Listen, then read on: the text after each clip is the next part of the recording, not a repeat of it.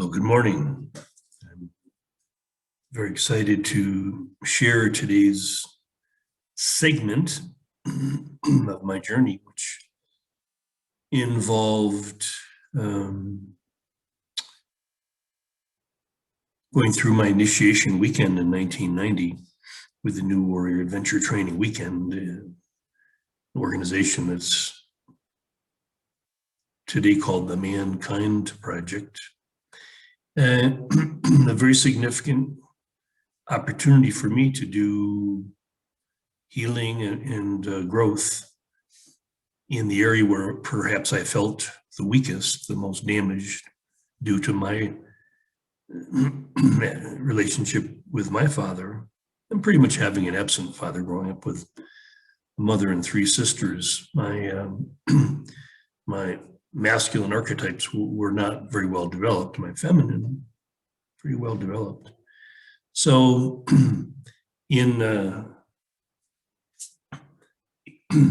one of my books, The Circle of Life, The Way of Transformation, I described this using the four directions, the medicine wheel, the four seasons. I describe our archetypal journey beginning in the East for the male. The archetype is the lover, and then the South, the archetype is the warrior, and that was what this training is all about, where you could really stand up and basically say no for the first time against the abuses of my childhood. A very significant step. And I remember after that initiation weekend, I took a trip to visit my dad back east. It was very important for me to do my best. I just realized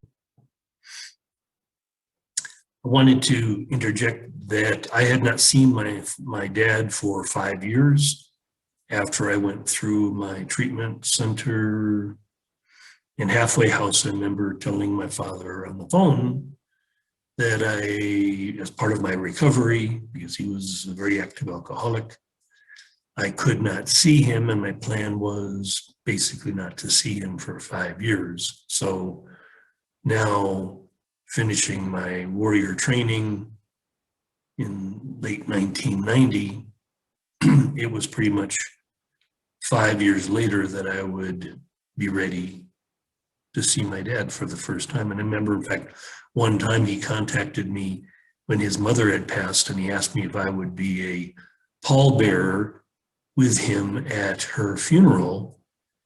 And, this was maybe just a year or 2 years into my recovery. And I remember telling him, Dad, I'm sorry, I just can't do it. And I hung up the phone. I remember throwing myself on my bed, and I cried so hard that I had to let down my dad, but I had to do the best thing for me, for my recovery and growth. Is that I wanted to give him some sort of a blessing. So I arranged at the time. I wasn't yet married. Anyway, I took a trip. I arranged with I had a pickup truck. I arranged to help this Indian fellow, actually, of all things, a doctor or medical student or whatever from India, who was moving his family from Minneapolis to New York City. So I helped. He paid my expenses. I pulled a trailer and carried all his personal belongings back to New York. So it allowed me to have the time and the resources to go visit my dad. And I remember buying a couple cigars and just had this plan to go and see him, to basically just sit with him. And I was going to have a little recorder. I was just going to ask him questions about his life and listen to him and record his story, and just taking the time to be with him and honor him by listening to his story. A very significant trip, and spent, I think maybe I spent a week, and I had this, I think, illusion from after doing the warrior weekend and just feeling a sense of hope for myself as a man among men and finding brothers. The biggest part of that whole process for me was feeling a sense of brotherhood, never having had a brother, never really having had a close male friend. So anyway, did this thing with my dad and sat with him on his front porch and lit his cigar and lit a cigar myself and poured him a cocktail, turned on the recorder and asked him questions about his life, just let him talk for about an hour. And it felt good. I remember taking a walk with him. Actually, I think we walked around the golf course that I grew up on. My dad was a golfer as I became a golfer. Anyway, I remember just having this lovely idea that he would change, or our relationship would change from one that was either just didn't amount to anything or had definitely a negative spin. Because I remember, like, as a boy and then even as a young man, if I came to my father with, Dad, I did this and I accomplished this, and what do you think? And always he would say to me, well, let me tell you a story about me, always his accomplishments were greater than mine. And, this is the typical egoic trap that consumed his life, that he could never really hear someone else. It was always had to be his story. So I remember after that, I said, well, I did the best I could and went back to Minnesota and got on with my life. After my India experience,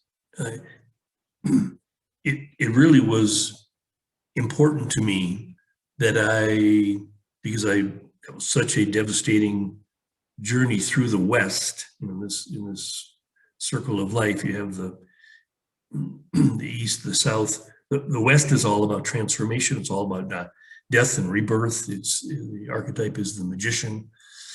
So in the Warrior Weekend, for example, we do on Sunday morning a sweat lodge, and that signifies that journey through the West. And the idea is that one day you may, if you successfully journey through the West, if you survive this transformation, you might move into the archetype of king. So this was the idea that I had. I really felt that I had the West part down. I maybe wasn't that strong a warrior, but I really felt, because of my extensive process of devastation, of annihilation, of this journey through the dark night of the soul, I knew that process very well, and I felt very comfortable guiding other men through it. Now, though myself, I wasn't a magician, I wasn't a shaman, I felt that I had the potential to be the king who would set the boundary, set a strong structure within which that more feminine process of transformation could happen. And so one of the warrior brothers that I had, a fellow named John, he definitely was a very feminine shaman type individual. And so he went with me. In fact, I can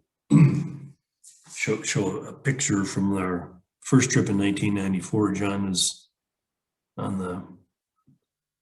the bottom next to me in front, and we took these three men, my first three clients, on this vision quest experience. And the vision quest would involve a sweat lodge, in fact, two sweat lodges, one before the solo and one after. And the whole purpose of the vision quest was an initiation type process that was very common with the native peoples. And I'd studied one particular tradition called from Black Bear or whatever, Vision Quest. So it was basically a 5-day intensive where there would be this preparation, but the actual experience would be a sort of a birthing sweat lodge, and then a 2, 3, or 4 day solo where a man would go to a very remote place with no food, just water and his prayers, and he would pray for a vision for his life. And so this was typical in older cultures, traditional cultures. A boy usually would be taken sometime around the age of 13 or 14 on a vision quest to pray for a vision for his life. A warrior oftentimes would do a vision quest before going into a major battle. Someone that was in training to become a shaman would do a vision quest to pray for a vision about the clarity of his shamanic journey. So anyway, we did this, and it was very, very meaningful. Again, John was the shaman, I was the king. My job always, I did this for a number of years. My job was to hold the container, to establish the container. Oh, and I wanted to mention about my process of finding this container. It was interesting when I did that fathering trip with Buzzy, taking him to Devil's Tower and Yellowstone Park. He came back through this Beartooth Wilderness on the way down to Red Lodge, Montana, and then back to Minnesota. When I came down through this area, I just had this is when I had this idea, wow, this area I think would be really cool to bring men. And it was interesting then the next year, I believe, or no, it was probably it would have been probably 1993. I brought Suzanne, my new wife, I brought her on a trip to Red Lodge because I wanted to explore the possibility of the next year doing this first trip with the men. So I wanted to find the spot. And so on my own, Suzanne stayed in town, and I took a day to go up these 2 routes up into the wilderness. In one, I found this place that was very forested with a creek running through it, and very, very lovely, very peaceful, very sweet. And then I found this other place that was higher up the same creek, and it was really pretty wild and rocky and pretty scary. In fact, so later, probably the next day, I took Suzanne to show her these 2 spots to get her opinion. And she liked the first place, very forested and very sweet. And she thought that was nice. The second place, we were hiking up in this really rugged valley. And at one point, she just sort of sat down and started crying and said, this is like really too much. I knew that was the place. If it was too scary for her, it'd be perfect for the men because, again, part of the vision quest is to be scared, is to be out of your comfort zone, way out of your comfort zone. So 94, we did the first one, and I want to show you here's a photo of me below the Beartooth. Hopefully you can see that clearly. Maybe later I'll post it with a thing, but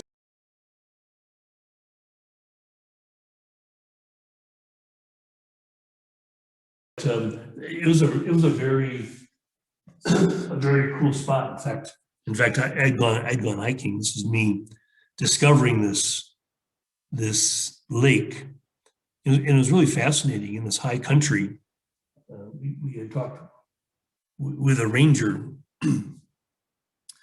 a national park ranger, or national forest ranger, or whatever, and he had said that as far as he knew, no white man had ever explored this particular area where we were. And so the bodies of water had never been named. And he had told me, he said, you're welcome to name them since you've actually seen them. You can't sort of fly over in an airplane and go, oh, let's name that lake. Supposedly the rule was you had to actually on foot visit the place. So there was a big waterfall, and there was a creek, and there was a lake. And temporarily I named those after my stepdaughter and wife, and I think my doggie. So that was fun, but it was really, for me, it was really a big deal to explore this area, to take the men up there, to be responsible for them. I would go, each man, I guess, like I said, could either choose a 2, 3, or 4 day fast.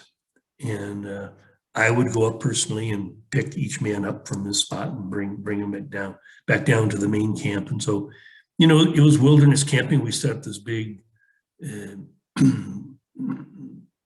bought a parachute as a as a cover for the cooking area, dining area, and it was it was a rugged spot. In fact, on the I think the fifth or sixth year, a larger group of 12 went up there, and we had found this place, Glacier Lake, quite a bit higher up. And on that trip, we took one excursion leaving the base camp, and a bunch of us, not all, a couple of the men weren't physically able or willing to sleep out under the stars, without tents. We decided to give it a try one day. And that was really significant because that trip in 1999 with a bigger group and a really cool brother, one of the men in my I group, Paul Sheely, he brought one of his sons out. And so we were able to do a special King's blessing with him for his 14th birthday, Paul taking him on this excursion, but then he and I both as Kings giving his son and all the men in the group this King's blessing up there at Glacier Lake. It was a profound experience. I remember just feeling so full, like at the time, that was the highest expression of my life, was being present for these other men, my brothers, being present for them and giving and receiving this blessing. It was a very, very beautiful experience. So for me, that was a really big part of my journey, doing this repeatedly. And I think it was probably in 2005, 2004. I forget exactly when. There was a time then when I got a chance to do a different King's blessing, when my stepdaughter, whom I really had fathered very beautifully. In fact, she had been very estranged from her dad. And I remember when she asked me to walk her down the aisle for her wedding, that was a very sweet thing. But the year before that, I think her wedding was 2005, 2004, she said to me, it was early summer, and she said to me, I'm pretty sure your dad is going to die very soon. I think you should maybe go back and visit him. And I trusted that her intuition was correct. She actually worked in the field of geriatrics and particularly around hospice and all that. So anyway, some signals that she was picking up from him led her to believe that he was ready. He was ready to go. And as I had done with my little sister, I felt I was going to do my best to give my dad a blessing before he passed. So I orchestrated a trip to go back and see him just for a weekend, fly back and rent a car and go stay with my eldest sister and give my dad this blessing. And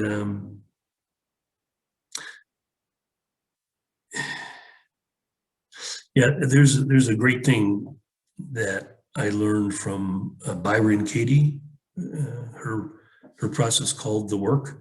There's a thing in the work that is this reversal, where you come to realize that if you think something was true, like if I had a prominent thought through my life that my father had never loved me enough, her process in the work is to question that belief and possibly even consider the opposite as being true. Like, instead of my dad never loving me enough, it was probably very clear that I never had loved him enough. And this is what I was finding with working with the men, that was by giving the blessing, that's the way you really receive. To give something means you have it to give, right? This is this whole principle of seeking and finding that I've mentioned in many of my talks. And so I got it before I made the trip to see my dad, that I had learned how to receive this blessing. I didn't need to get it from him. I had never gotten it from him, but he had never received this blessing in his life, and he needed to receive it. And who better to give it to him than his only son? I mean, my dad had never really had a friend. He had never had anybody, I think, that really cared for him, because I mean, he set it up by being such a bad person, a real true asshole, that he was very unlikable. But did he deserve to be loved, particularly before he died? I think so. So I was determined to go back and do my best to show him this love.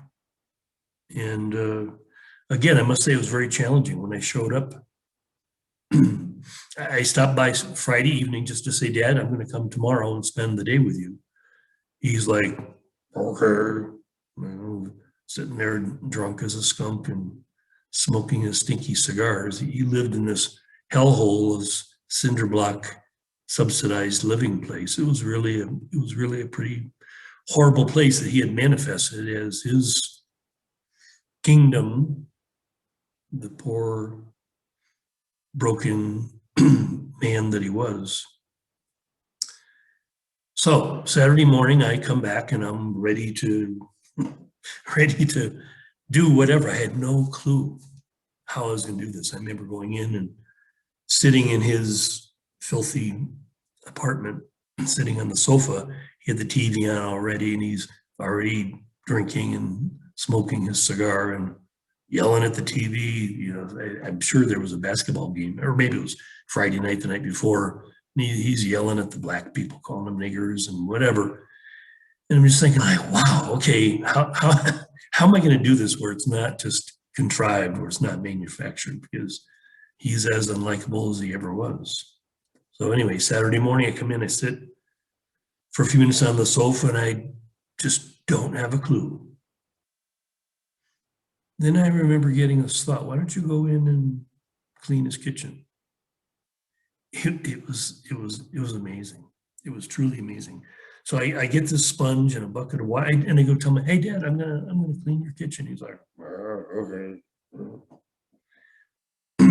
So I go and I get warm, soapy water and a big sponge, and I'm working on the walls. And because my dad was living in this closed-in environment and always smoking his cigars, it was the walls are filthy with sticky brown goo, you know, from the cigars, from the smoke, from, you know, these years, several years of buildup. Anyway, the walls, squeezing the brown goo down the sink, the wall. I mean, so this is going on all morning. I'm just doing this, and I'm starting to feel lighter and happier as I'm going along.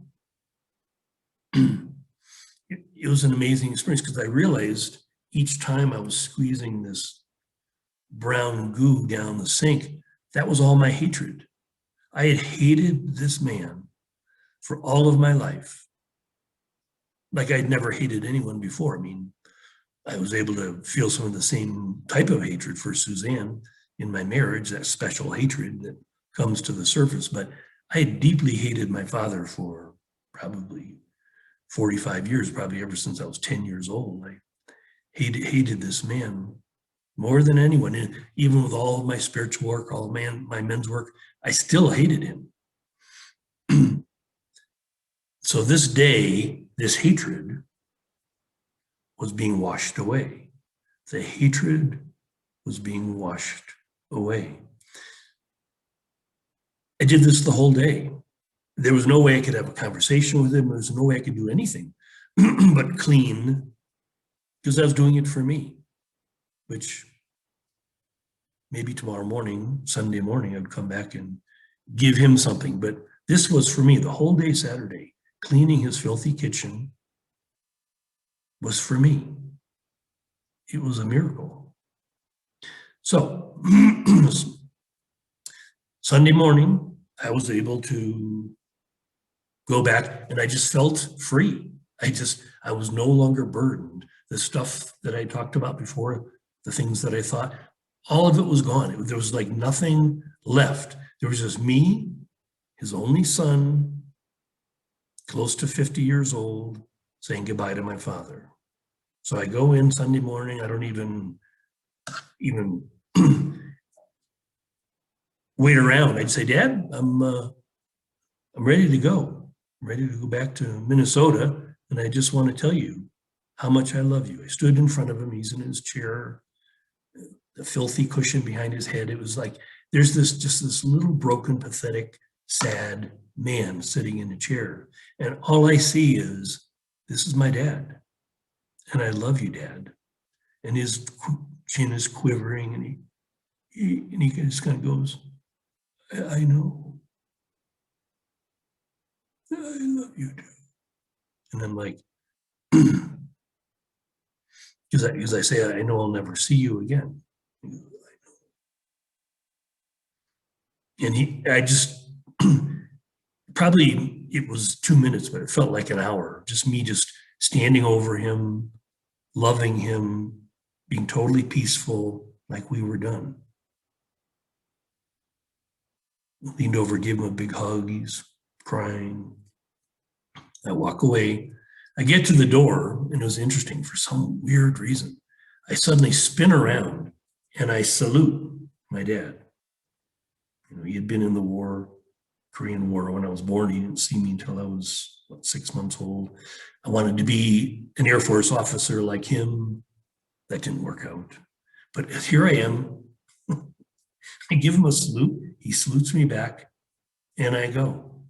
And I just remember the morning was so bright and sparkly, and the birds were chirping. I mean, I was in heaven because I had done the greatest thing I could ever do. I gave my father a true blessing, and he received it. And I think it was 10 days later, he was gone. And I think he died a peaceful death because he was able to receive the one thing that everybody wants and everybody deserves, a blessing. I know it's so easy for us to hate these certain individuals, and always in me, I feel I feel a certain compassion for these individuals that are so hated, because I know clearly how it was for my dad. And I know why bad people act the way they do.